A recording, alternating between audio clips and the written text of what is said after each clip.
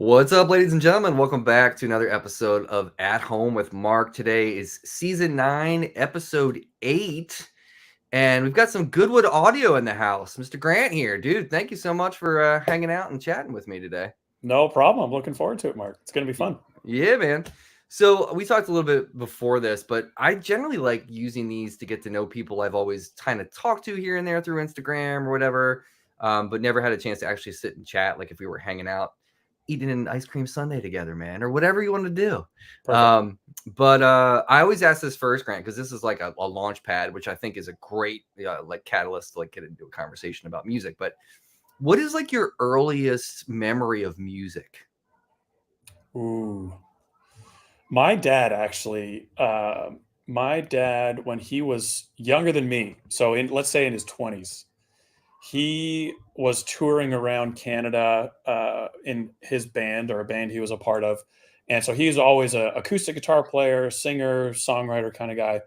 And he wrote this song. I don't think it was for me and my sister. I think he just wrote the song, and it was called the Hammer Song. Like, that's how we affectionately knew it as kids. That wasn't the actual name. It was called the Hammer Song because somewhere in the song it mentions a hammer. And when we were really young, he would sing us to sleep every night with that song. And it's funny, man, it's come full circle, not to get like too deep right away. And this is already bringing up awesome memories for me. But as a kid, he sang us to sleep with it all the time. We'd ask for the Hammer Song every night. Then me and my wife and my sister and her husband, we all kind of started having kids at different times. And he would then, as a grandpa, they would ask him for that song, and then they would sing it. And so it's just, oh man, I can't believe my kids are getting to experience this. And so that's absolutely my earliest and most fond memory of music. And then kind of from there, when I was probably 11, I asked him if I could get a guitar. And so I got an electric guitar around age 11, a little Squire starter pack. The ones that come with the soft bag and the garbage guitar. And it was perfect for what I needed at the time. And a little solid state 8-inch speaker amp and everything. And that was kind of how I got into it. And so very much both related to my dad. That's pretty amazing. So solid state amp wise, was that a PV Rage 108 possibly? Nope. It was a Squire starter, or no, sorry, not Squire. It was Samick. I take that back. It was a knockoff of a knockoff. And so it was a little Samick guitar, Samick amp, and who knows where it is today? It's probably in a dumpster somewhere. But it served me well, man. It got me hooked, and that kind of changed the trajectory, as it does when you get your first guitar. Kind of changes the trajectory of your life a little bit. It affected who my friends were in high school and our interests, what we talked about, most notably, and still to this day, where my money goes. You know what I mean? So yeah. It was looking back now, hindsight being what it is, a pivotal moment in my life was that Samick starter pack. Oh man, that's awesome. Is your dad still with us?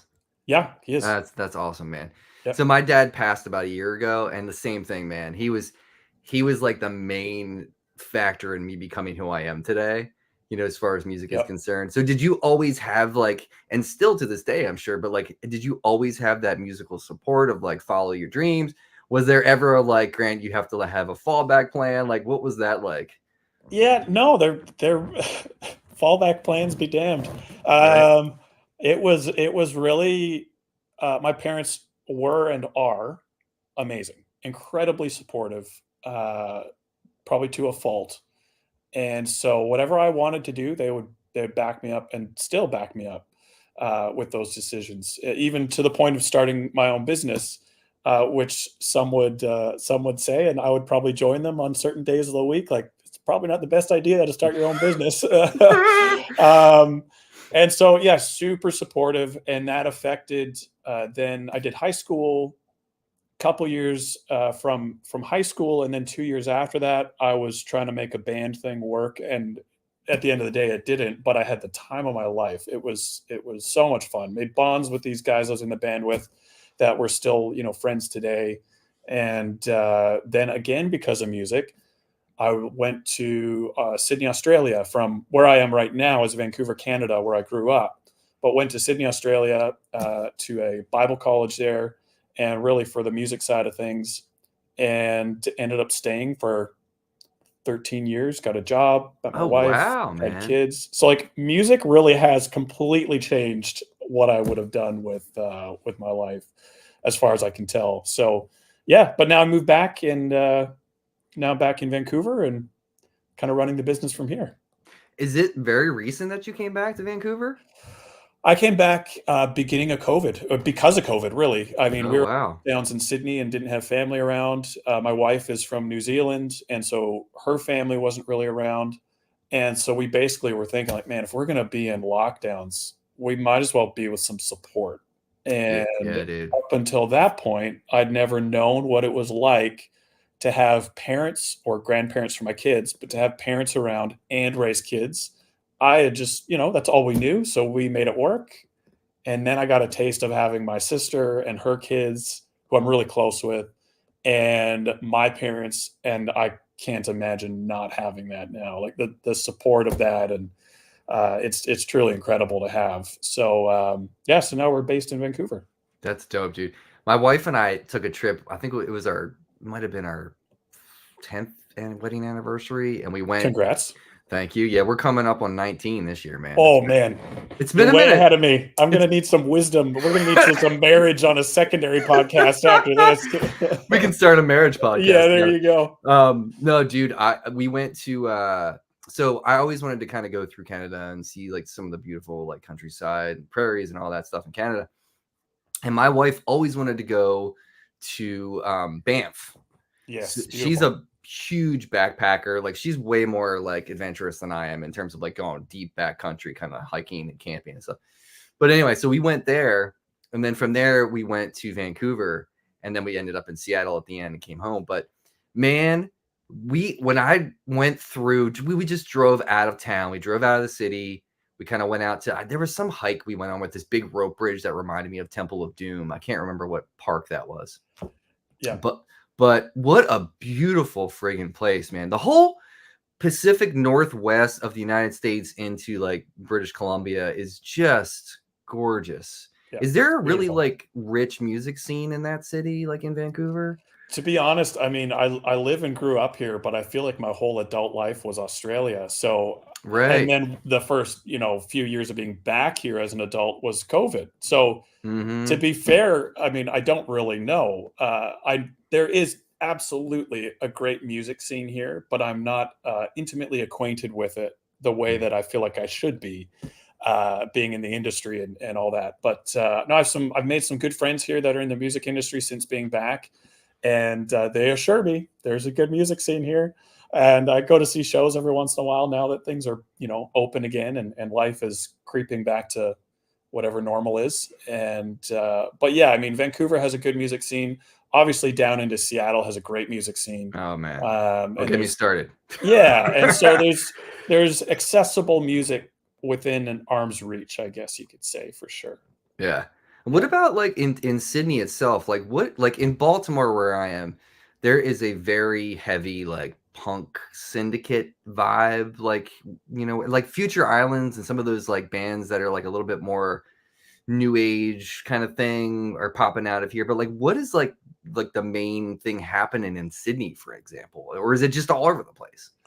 There's a lot. There's so many different aspects of a music scene in Sydney. As in, at least from my narrow experience, there is a lot to choose from in Sydney. And what I was probably most acquainted with, and some of the shows that are probably most memorable, would be like smaller cat venues, 500-seat venues, all the way down to pubs. And there's just some great background music going on in some of the pubs. And I was really close to the city, so going down onto Oxford Street or into the Quay, Circular Quay in Sydney and stuff was pretty regular. But I had a few good friends there who are much more entrenched in actually gigging and touring, and it would be a lot of probably kind of like mixed instruments as far as synth with guitar, keys, bass, drums, Ah, and it was just really trying to think of some of my favorite kind of bands there that would encapsulate what I experienced. A good buddy of mine, his name's Ross, and he works out of a studio there in Merrickville, and he is kind of the person behind a band called Upside Down Head, and plays with like Vera Blue, and they go all over the place. And it would be very kind of synth driven, Hmm. club type stuff, and but super creative. Like it's you listen to it, and there's a lot of like club type music. I know I look like I'm a heavy partier. Obviously, I put out the vibe. Me either, dude. I'm not Yeah, like no that. way. But some of that music I just can't connect with. But then Mhm. I'll hear some of this stuff, like what he puts out, and some similar artists that are, touring around the area. And there's just this creative element to it that just kind of draws you in a way that I don't experience with other music in that kind of realm or genre. Mhm. So yeah, I don't know. There's a huge range in Sydney. It's a big city as far as what I'm used to is in Vancouver. Yeah. Not big as far as what you would experience over in, Tokyo or something like that. But it's a big place for sure, and has a lot to offer, I guess, in that area. Yeah. We've been talking about going to Australia for years, man. It's probably gonna be 2026 by the time we were able to do it. Just because Beautiful. buying a ticket to get there Yeah, is yeah. in and of itself is a journey. That's the holiday price itself, right? It's just flying and Whew. landing. Yeah. And that's the thing too, is like when we were talking about it, we were like figuring out what is because I have a young kid in middle school. So I'm like, we got to figure out, maybe we need to go over Christmas. And I've heard Yeah. that that's a great time to go. Yeah. Well, that's So summer. That's middle of summer if you go on Christmas. So people are doing Christmas with barbecues on the beach. heck yeah, that sounds It's the way it amazing. should be, right? Yeah, Yeah. dude. Yeah. And I love so like the only band, I mean, obviously like Silverchair when I was a kid was the band I knew that was from Australia. But do Yep. you know about the Teskey Brothers? You know about that? Oh, I definitely know the name. I haven't listened to them probably more than a couple of songs, but someone else recommended them to me probably this year, and I Hmm. checked them out, but I don't know them super well. Oh, so good, dude. So good. Yeah. All right. So, and then also I just bought a Maiden guitar recently. I'm supporting Okay. Australia in Yep. my own way there. Yep. You're doing it, Um, man. I love it. It's a great instrument too, man. Yeah. So let me ask you then. So what did you grow up listening to? So outside of like your dad exposing you to music, getting the guitar, like what were you like digging your fingers into at the time when you got that instrument? Yeah, it was honestly early on, it was probably whatever my guitar teacher threw at me. He would Hmm. give me some pretty token stuff. The first song I ever performed in front of people was at a guitar recital, and that was Sharp Dressed Man. So I got started pretty good actually with some ZZ Yeah. Top, why not? And but then from there, I think when I started getting into the band side of things, it was a lot of Incubus, Morning View, Foo Fighters. I went through an Under Oath phase, Hmm. which that didn't last for long, but I mean, when you're a kid and you get these albums, and I know there's a term for this, but the albums that you listen to as a kid, even if they are not regarded as great albums, they will forever be entrenched in your favorite music. You know what I mean? Heck And so yeah. some of the Under Oath music, Death Cab for Cutie, it was just whenever I'm just mindlessly scrolling through iTunes, like what should I listen to? I just inevitably end up within this realm of maybe 10 albums that were really kind of pointing back or harkening back to my young childhood, and it would be around those few bands I just mentioned for sure. So then what's three Desert Island Records then out of that group? It would be Transatlanticism by Death Cab. That Hmm. is up there for sure. It's a great record. Um, Morning View by Incubus would have to be in there. I don't know if I could pick one Foo Fighters, so maybe a best of Foo Fighters, just because I think I learned a lot of the best of Foo Fighters stuff on guitar. So like Everlong, like just some of the classic stuff. Um, a Switchfoot would have to be in there. Oh, okay. I like Switchfoot a lot. Some of the guitars and stuff were awesome, and it brings me back to I wouldn't even call it a tour, but we traveled somewhere when I was in a band in a dirty old van, and we just listened to this. And now I'm blanking on the Switchfoot album one right after Beautiful Letdown.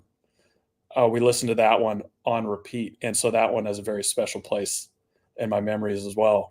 But yeah, they would probably be something kind of in that realm. I didn't. I feel kind of bad, especially as a guitar player, that I didn't grow up listening to some of the absolute great guitar players as a kid. So I don't have some of these, you know, rich histories that other guitar players that I really look up to that would be my age right now who are growing up listening to some of the best of the 70s through 90s even. Right. I kind of got there later on in life, but even like since moving to Australia, I listened to a lot more AC/DC and like Back in Black and you know some of Hmm.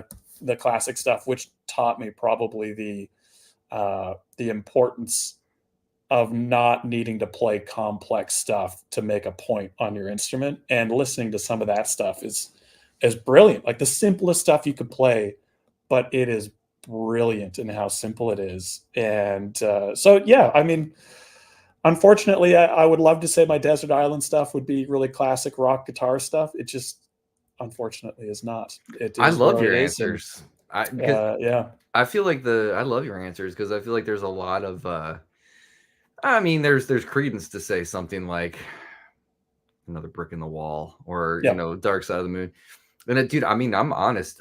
It's funny because I have this really funny relationship with Stevie Wonder. Like I love funk music and soul music and R&B. Like that's like deep inside of me and like New Orleans funk and stuff. And like Stevie is just not one of those artists that hits me like it hits everybody else. yeah, Like I'm more of a Ray Charles kind of guy, you know what I mean?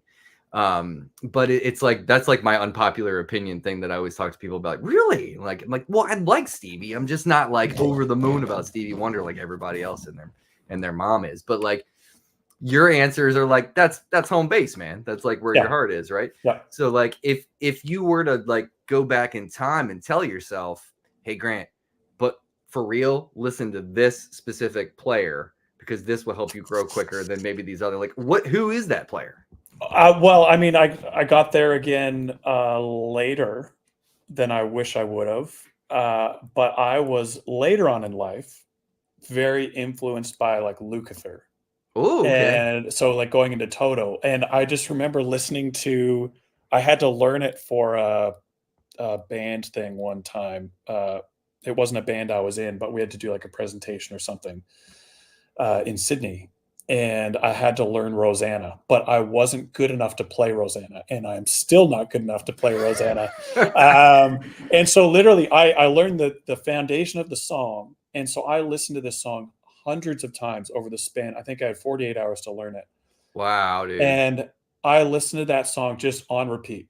And on the solo section, the mid section of the song, there's a solo on the outro, and then there's a solo in the middle. It goes to the keys thing, and then it transitions straight into guitar. And it's still, I absolutely love this song, and I probably never listened to another song more just because of how quickly I had to learn it. And I think on the solo alone, it took me 11 hours to get it passable. And I still stuffed it up when we had to do the live presentation. And, but listening to Lukather, and I'm blanking on the drummer's name, but the groove that these guys are able to come up with, and again, what they're able to communicate through this music that they play. And, you know, it's just these guys at the top of their game, all like session pros, just going nuts, writing these great songs. I Jeff wish I would Porcaro. have. Is that yeah? I think it's Jeff Porcaro. It was at that time, yeah. So And so I think I wish I would have listened to, as one example, Toto way earlier on.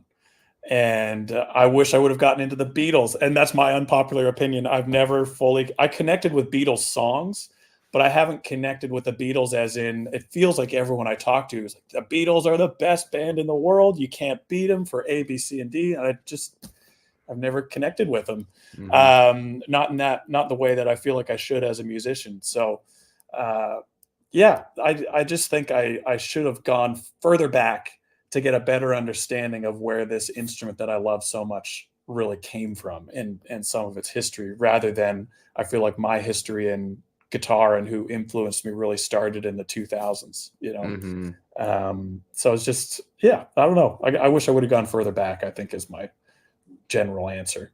It's an interesting thing to think about too, because it's like that stuff shapes us and it comes Yeah. out in our hands. Like it's like that one article I read one time about when John Mayer was talking about how he just sounds like he sounds because he's doing a really bad impression of Stevie, and that's just that's the Yeah. truth of it. And he's like Stevie and Eric, and I'm just doing a really bad impression of them, and then that's me. So it's like I can hear that in a lot of my contemporaries and like a lot of the players that I look up to. It's like if you go back and like picture like who were they listening to, and you read articles about who Yeah. they were checking out. I didn't know about Jimi Hendrix until I found out Mike McCready from Pearl Jam was into Jimi Hendrix, and I was like, who the Yeah. hell is Jimi Hendrix? Yeah. And who the hell is Stevie Ray Vaughan? And like going back and hearing them, like, oh, okay, now I hear it Yeah. in his playing. But I love that stuff because it does shape us. It does guide us to where we are and where we should be, like right now in this moment. Yeah. So I find that stuff fascinating. So tell me a little bit about after the Samick, after the knockoff. Yeah. So like when you got more serious about it, where you're like, hey dad, I want to like up my game and get another guitar. Like what did you end up doing? Like where did you go from there?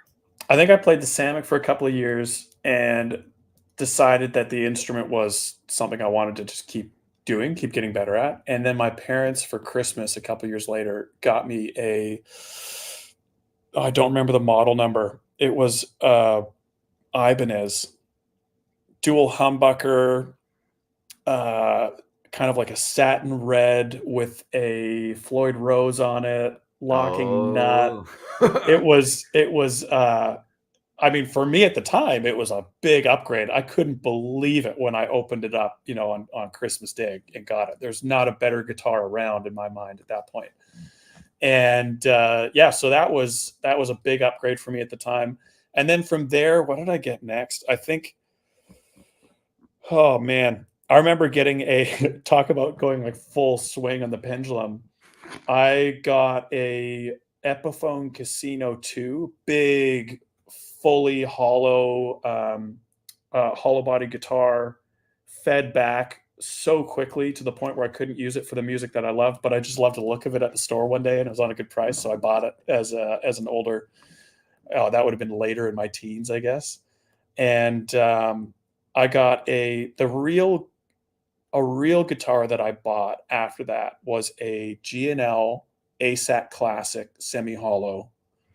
So it's kind of like, for those that aren't aware, it's kind of like a Telecaster style guitar, but it had these weird pickups in it, Z3 pickups in it or something like that. And it was okay, but it didn't last long. And then it was a spend all the money I had because I had no bills type of thing. And I bought a PRS Brazilian Rosewood Custom 22. Ooh, look at And you. that was really nice. That guitar stuck around for a while. And that, I mean, you can just, as soon as you pick it up, you can feel the difference in the quality going from, back a couple guitars to my Ibanez or the Casino 2 or something like that, all the way to the PRS. Obviously, they're night and day different instruments. You can't really even compare them, but you can just feel the craftsmanship in them and the difference there. And so I loved that Custom 22. Don't know why I sold it, but I sold it. Mm-hmm. And after that, it was the guitar I had for the longest time was a Duesenberg Carl Carlton, which is kind of 335-ish. And I loved and still love, even though I don't own it, I loved that guitar. The Duesenberg, it was awesome, man. It was built well. I put thousands of hours on that guitar, thousands of hours on it, and it held up. I had to refret it at one point. Tuners got swapped out at another point, but I changed the strings on it every week because I was playing so much. Oh wow! And it just did great. Like it lasted me for probably 10 years of consistent playing. And I just loved how that thing sounded. It was great. The neck position was full, but not muddy. The bridge cut through. I never went into the middle, so I don't know. It was neck or bridge all day, man. And it was, and the Bigsby on it was solid. Like it didn't put it out of tune. It was just a beautiful guitar, and it was black with a shiny sparkle gold pick guard on it. It was just, oh, that sounds awesome. It was beautiful. And so that was my guitar for ages. and played that through a matchless Lightning for a long time, and then into a Vox AC30, which I kind of modified a bit. But the Duesenberg, really any guitar. It happened for my Telly, which I had after the Duesenberg, but that into a matchless Lightning. The Lightning just makes everything sound good. It was, oh man, it was a beautiful amp. Yeah, So, but a lot those of the stuff amps. had to stay in Sydney. Like I couldn't take a lot of it on the move. I sold the Duesenberg, I think, and eventually traded it for a different Lightning.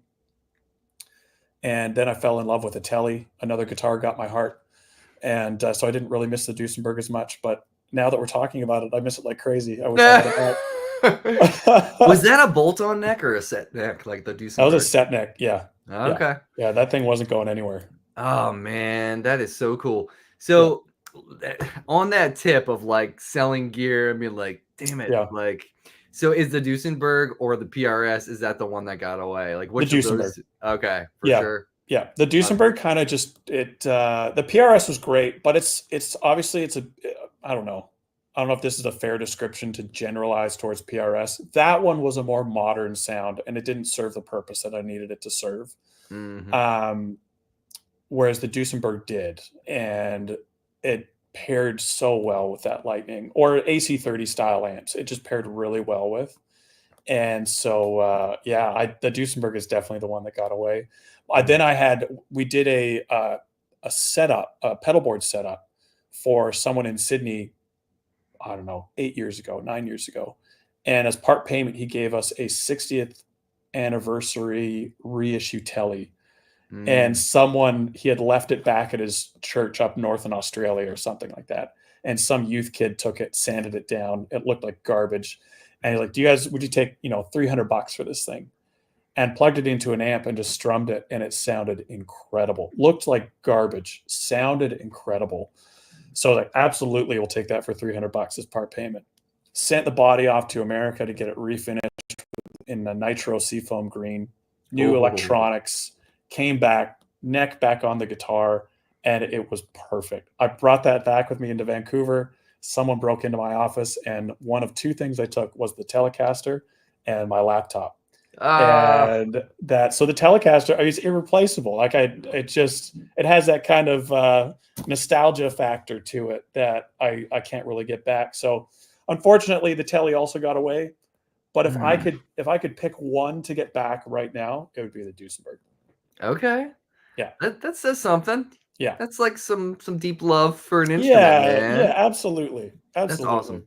Yeah, So when did you start like tinkering with stuff? Because I think about this with like the job you do with like working with the minutia of little things and like because I always talk to my wife about this. Like I have this like gag reflex that happens when I'm like doing things that are very and I have like ADHD if you can't already tell. okay. But like getting into like doing little things, I'm like, I'm always, I always make that joke, and she's like, dude, you're so weird. But like, I feel like you have to have a level of concentration to do the type of stuff that you guys do with this, because understanding circuitry, and understanding electronics and all that stuff, like, where did that come from, and when did that enter your life?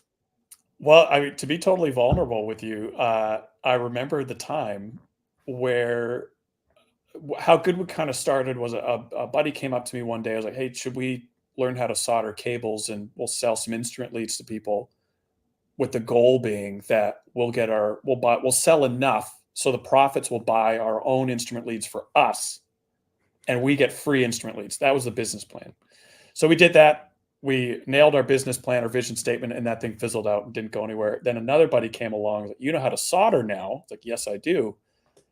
How about I set up pedal boards and you solder the cables and we'll do this thing? And that was the beginning of Goodwood. And I remember after doing a setup or two, we had a customer ask us if we could do a basic patch bay, like a junction box with a mute in it, something like that. Like, yeah. And back then you said yes to everything. And then even if you had no clue, you'd figure it out later. And so I said, absolutely, I can do that. And then I got to researching. And I remember researching how a 3PDT switch, the switches with the big loud clunk in them, basically, Mm-hmm. and researching how those work and just being fascinated. And I went to sleep that night and all I could think about was all the different use cases for this switch. It's like I could on press 1, I could send signal there. On press 2, I could send it over there, and maybe at the same time with another. And I was just, I was in love with it. And the part that was really confronting for me, and it took a while for me to admit this to myself, is I enjoyed this more than I enjoyed playing guitar.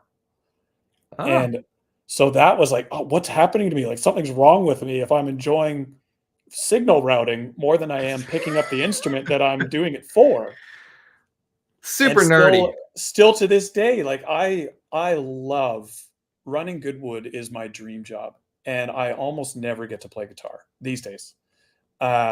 It's if I do a video or something, I get to pick up the guitar, and my guitar skills have gone downhill like crazy. And I am not a Mhm. guitar player anymore. I still love it. And when I get to pick up the instrument, it's awesome. And I still really enjoy playing, but I enjoy coming up with product ideas and how things work. And I have a team of guys now I don't even touch circuit design anymore because I'm nowhere close to being good enough for what we need to pull off. And so I really enjoy this aspect of the music industry. At least right now, I enjoy it a lot more than I do playing guitar. Mm. And even still saying that out loud, like, man, you're messed up. Like, why are you even saying that? But it is what it is. And once I realized that, it was almost like a sigh of relief. Like, okay, I can just put my attention here. And since then, the business has continued to grow, and slowly, but continued to grow. And I still can't believe that I get to do this as a job. And I've been doing it since 2010. Mm. Very part time in 2010, but it's built up since 2010, and it's been my full time job, I think, since 2017 or so. And Wow. I can't believe I get to do this for work. It's so much fun, challenging, absolutely. And some days I just want to throw in the towel, um, but it's the best job. It's incredible. Do you have like that problem solving gene in you? Yeah, 100%. Okay. Yeah. What was the hardest thing to troubleshoot for you so far in having this business? Uh, I mean, if I'm being totally honest, probably how to keep the doors open is Well, is always yeah. the hardest thing, because I have a big vision for Goodwood and where I want it to go, which means everything I want to do costs money, and it's always this balance of like, how much can I spend to do this new thing I want to do versus how much buffer do we need. That would be the boring answer. The more exciting answer, as far as rigs go, right before I left to come to Canada, so this would have been in 2019, 2020, I was doing a rack build, and it had a switchblade rack mounted switcher in it, which is, I'm blanking on the company name. That's the name of the product, is a switchblade. It's like 12 mono loops, fully MIDI programmable, has a very basic app, and you can run everything in series, parallel per preset. Oh, wow. Programming that thing and learning how to use it, just learning how to use it, was probably 10 hours, and then programming it on top of that. And then there were bugs in the rig and issues, things that I would have done myself, as in I was the problem with it, but I still had to figure it out, get it working. Yeah. And I remember like trying to get this thing going so that I could pack up the shop and leave and come to Canada and all that. It was so stressful. It was one of those things where I'm just in the shop by myself, just swearing my head off, about to just lose it, like just scream at something. And finally, it worked. And did all the tests, made sure everything was working, like, and just got it out the door. Threw out my back trying to get it all packed up. Like, it just Oh man, everything that could go wrong in this thing went wrong. dude. But it got there. Like, eventually the rig worked, and I started doing physio and chiro as soon as I got to Canada to fix my back, and now I'm good. But that would have been the longest for a rig that was supposed to take 35 hours. I Mhm. probably spent between 75 and 85 hours getting it finished up, Hmm. just because it was just issue after issue after issue. And in the moment, you're like, why am I doing this? Why am I punishing myself now working for free on this rack? But then when you finish up, and now that I look back, it's like, yeah, I learned some cool things. That was good. I was gonna say, has that informed other things now Oh, that are way absolutely. easier? Okay. Yeah. Absolutely. Yeah. And that's the thing. I mean, I have guys that are newer into rig building ask me questions quite often, and they're like, "How do you do this? How do you do that?" And a lot of the times, like, I'll help when I can, but the way that you get good at building rigs is by going through the worst possible rig that you could ever build and coming out the other end fixing the problems. You just have to do that, and you have to do that a few times in your career, if not many, many times. I mean, I'm not at the end of my career, so I know I'll have more of these in the future. But you just have to go through the absolute garbage, want to scream at the top of your lungs, rip your hair out type rigs. And then when you get to the other side of it, the next rig that has that problem, like, oh, easy, I can fix that. I've been here before.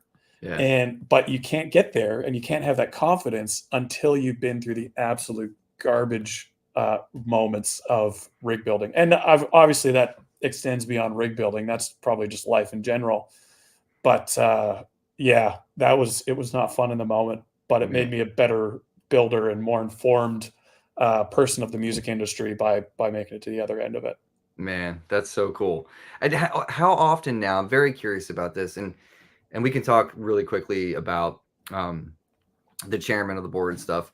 But for you as a rig builder currently, how much are you seeing like nanocortexes and stomps and stuff kind of flow into? Because I would feel like there was probably a very specific moment in time in the past few years that you started to see it more.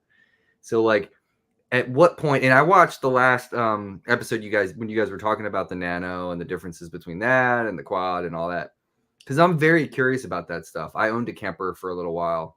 Yep. Because I was doing a lot of music for film and TV, and I didn't have, I'm not a high gain dude, but if I can get like a diesel amp in this and get that thing to be crunchy and sound super, Yeah. you know what I mean? Yeah. But like for you, are you starting to notice that more these days? Are you asking, am I starting to notice more of like the amp sim profiling, Yep. digital recreations, modeling type stuff? On the boards you're building. Yeah. So Yeah. both with pedals and with like the amp modeling stuff, like the Nano or HX Stomp. Yeah. I would say we see those now more than traditional amp rigs, as in a pedal board that is designed to be used with a tube amp is less common than a pedal board that is designed to be used for or with an amp sim. And to be fair, I mean, these days I'm not the one building most of the rigs, which is a good thing. So I'm the one kind of training the guys on my team to build the rigs and do all that. And again, kind of like the circuit design, the guys are doing a lot better work than I can do now, which is awesome. But so I'll basically take all the calls, do all the planning and the setup for the rig, as in the planning setup, not the physical building of it. And so I know all the pedals, the signal chain that we're going to be doing on our builds. And the amount of, I would say right now, probably the most common is still Dream and Ruby are still super common by UA. Yeah. Obviously, Neural is very common. I still think one of my favorite rig types right now, if you want to have something that covers all the bases, but isn't a 48 by 18 size pedal board, like this monstrous thing, hybrid quad cortex and maybe a few analog pedals on the same board does a lot, and you can pull off a lot. Or even that same idea with something like an HX Stomp, and you can use the effects loop on an HX Stomp and move things around digitally, so your signal chain can change per preset with something as simple as an HX Stomp quite easily. And it gives you this flexibility that 10 years ago would have taken a lot more hardware to pull off. And so it's a pretty exciting time. I mean, people probably say that all the time when the pedals first started appearing. It's like a pretty exciting time to be a guitar player. We got a fuzz thing in a box on the floor, but now we can model some of these things and we can chuck them into a digital recreation and do a tour date with everything in a backpack that's, all profiled. And it'll get you 95% of the way there, which, when you consider backline tube amps and backline gear and stuff, you can go a long ways with something like a hybrid rig in a small form factor and get your sounds that you really need to pull off what you need to pull off. And so I would say, yeah, these days it's rare that we don't have some sort of modeling or profiling on the board. A lot of guys still, which makes me happy in the sense of what I'm about to say. It doesn't make me happy to see tube amps disappear because if there's any piece of new gear, if you're going to give me $2,000 and say go buy one piece of gear, what are you going to get? It's probably going to be an amp. I just love getting amps. Like amps just make me happy, Mm-hmm. and probably more than anything else. And so I don't love it when I hear people saying like, tube amps dead. Just give it a few more years and it'll be gone. Firstly, I don't agree. But secondly, a lot of guys still want a hybrid rig where they can, for gig A, they can run their amps in, and then for gig B, they can run their tube amp. And Mm-hmm. so I think that is a great place to be because there's nothing, in my opinion, there's nothing like moving air. There's nothing like running tubes into a speaker, even if it's mic'd. There's just certain things you can't quite recreate, and the intricacies of an amp and even how bad the technology is in a tube amp. Like it's old technology, but that's also the thing that just, I guess, is a little romantic about it, like Yeah. you never know if a tube's going to fail on you, and that's a bad thing.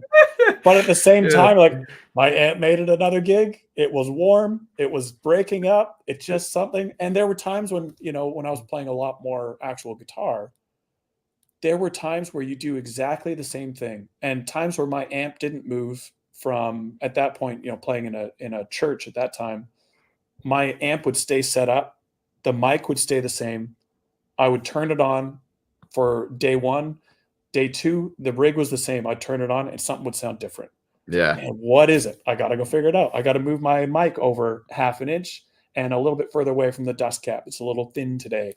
And there's just all these little nuances. And I feel like that's part of the music creation process of, yeah, and it helps you learn your gear. And I remember, sorry if I'm talking too much on this, but No, that's that'll why be the you're on here. last thing. I remember when I got my Vox AC30, which is still here. I got it shipped over because I love it so much. I got my AC30 over in Australia, and it's hand wired AC30. I put a V30, which is an odd choice, and a blue in it.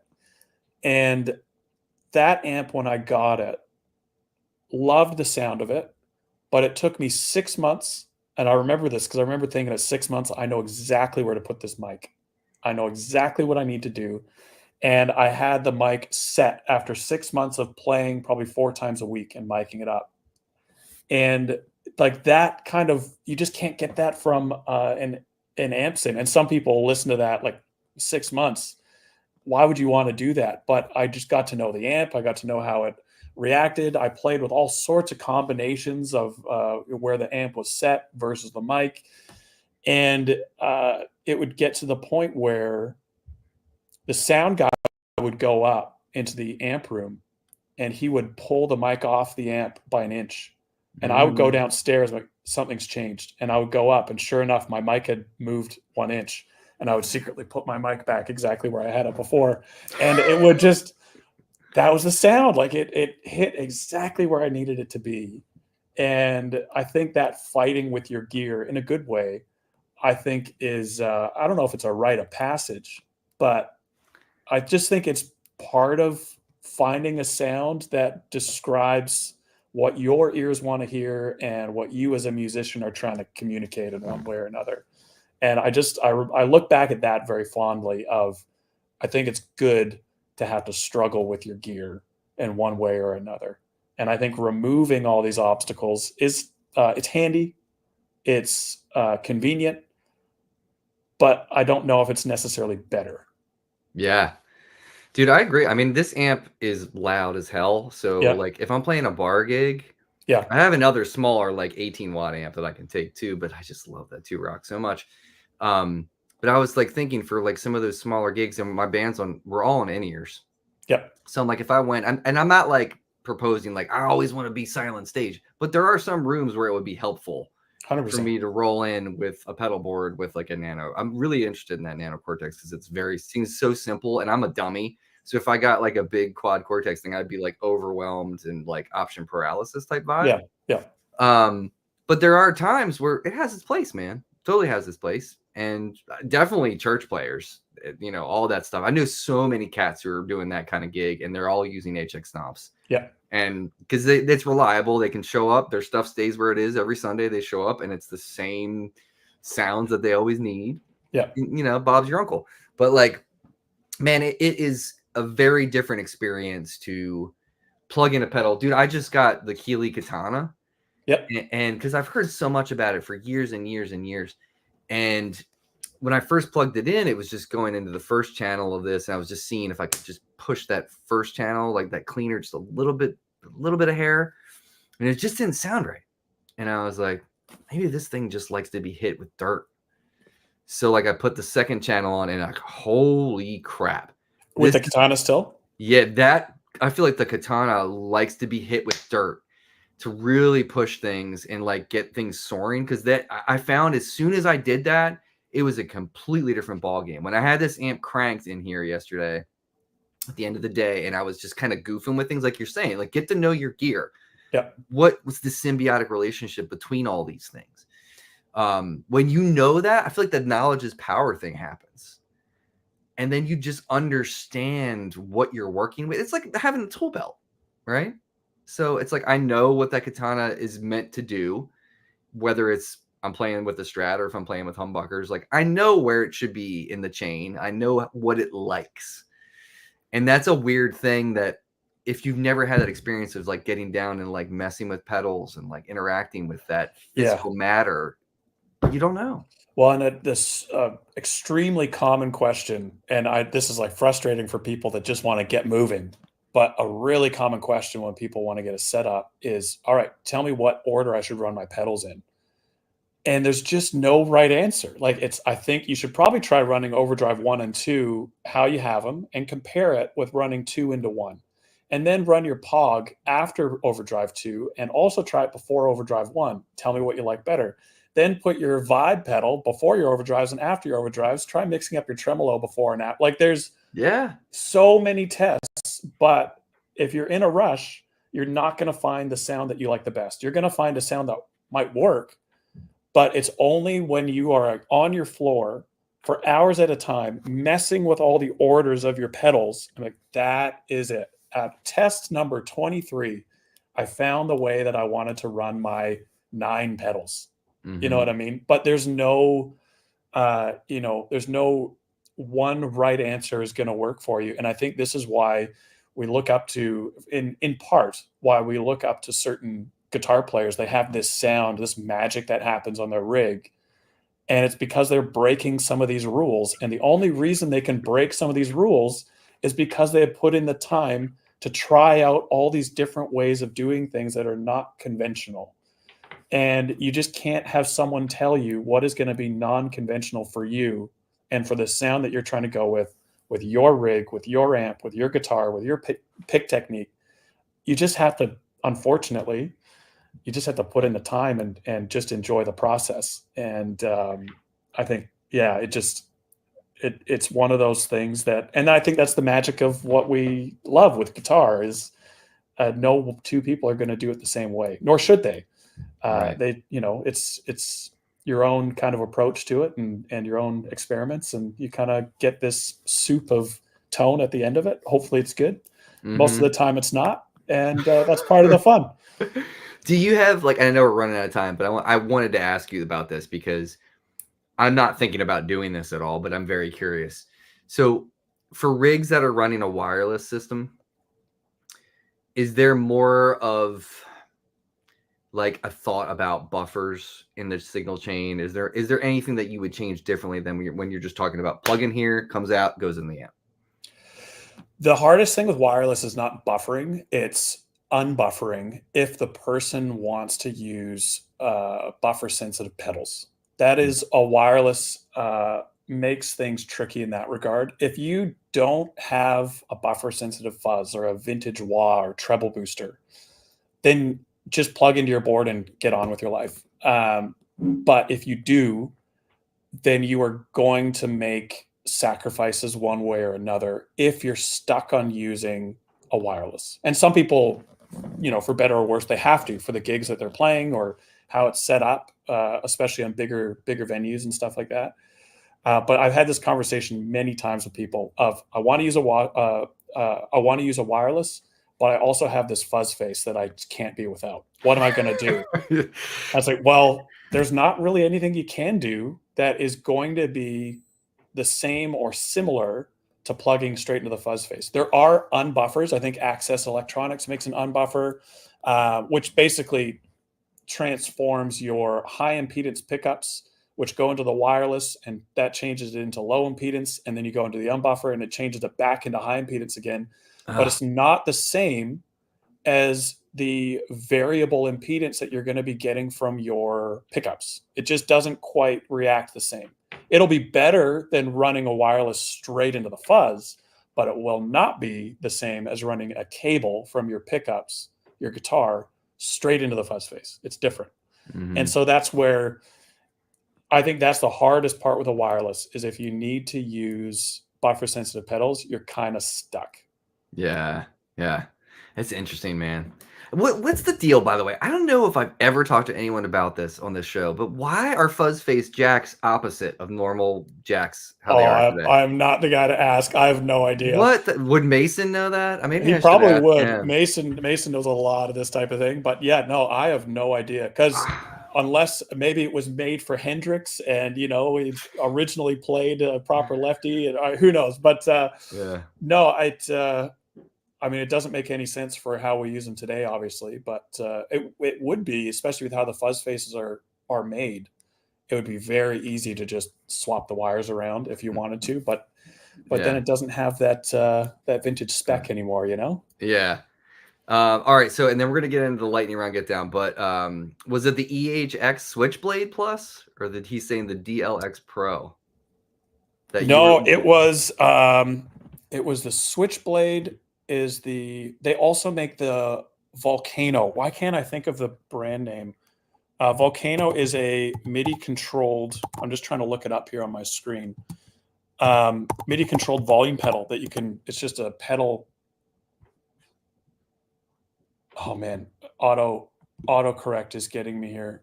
It's okay. It's not. It's going to come to me as soon as we finish this. I'm going to remember the name. Sound Sculpture. I've never heard of that company, huh? It's I don't even. To be honest, I don't know if they're still in business or not. They might be. Great product. But was it an Australian company? No, he's not Australian, as far as I'm aware. I'm pretty sure he's American. But everything was had this feel of early Microsoft DOS, just after that. It's like if this was the first graphic representation of a signal flow, it would look like this. And so it was very rudimentary, but the audio quality and the end result was amazing. It was great. Okay. But it was just getting there, at least for me. I'm sure other people would figure it out a lot easier. It was a lot of work, along with all the bugs I was having, which contributed to everything just taking ages. Everything else. Yeah. So everybody that is on Spotify or Apple Podcasts, I just popped up the Goodwood Audio website. It's goodwoodaudio.com. Tons of products that you can check out there. Board building, all the good stuff. You guys should all go check that out. I'll pop it up one more time when we are done here. But Grant, let's do the lightning round get down because I want to get you out of here in time. So I'm going to ask you 10 questions. Uh-oh. We're going to cruise at an altitude of 112 BPM. That's where my heart lives. Okay. And you can explain your answers if you want. You don't have to. You can burn right through these. First one is always the same. And this is funny because we just talked about this before. So I might change this up in this moment. How about this? Instead of, I usually do Lennon or McCartney, but let's do Beatles or Stones. Beatles. Okay. South Park or The Simpsons? Simpsons. Mogami cables or Monster cables? Mogami. Fall or summer? Summer. Trader Joe's or Whole Foods? I don't have either of them up here, but I'm going to go with Trader Joe's. All right. Stop and smell the roses or nope, I got shit to do? Oh, I've got shit to do. Okay. Wild, crazy, loopy roller coasters or old school wooden coasters? Loopy. Oh, here we go. Uno or Go Fish? Uno. Clip-on tuner or floor tuner? Floor, 100% floor. Come on, guys. All right, here's the last one, Grant. Sometimes it's the easiest, sometimes it's the hardest. If you could take one album, it does not have to be your favorite album of all time, but if you could take one album and erase it from your memory, just so you can go back and experience it for the first Oh, I time thought you were again. going to stop the question there. No. Okay. So you could go back and experience it for the first time again. What record do you think that would be? Untitled Sigur Rós. Okay. Tell me why. I loved them growing up, but I remember the first time I listened to Sigur Rós, and it blew me away. As in, it was so different to anything that I had listened to in the past, but it was so musical, and the ability, I think, of that album in particular to take you on kind of a musical journey in a very ambient, long format kind of way, with the accentuation, at least in my interpretation, being on this is how powerful dynamics can be, was okay. blew me away. I absolutely loved it. And Okay. so if I could experience that again for the first time, I'd be a fan. Well done. All right. Well, you made it through. You made Thank it to you. the other side of the lightning round. Get down. Anything to plug, Grant? Anything to make the people know what's going on with Goodwood right now? I don't really like plugging my own stuff. I mean, that's what this is for. We exist to make your pedal board work for you, not against you. And so if you ever have, even if you have questions but don't want to buy anything, just come ask us a question and we'll be glad to help you out. But no, I think that's about it. Cool. Popping up, there's I'm just popping up links for YouTube, Instagram. Pretty active on Instagram. I'd say people should go check out Goodwood Audio on Instagram, keep up to date with all that stuff. Man, Grant, it's been a pleasure to talk to you, man. I've been wanting to talk to you for quite some time, and I'm glad we made some time to do it. Yeah, you as well, Mark. Thanks for having me. Yeah, absolutely. Everybody else, take care of yourself, take care of each other, and we will see you next time.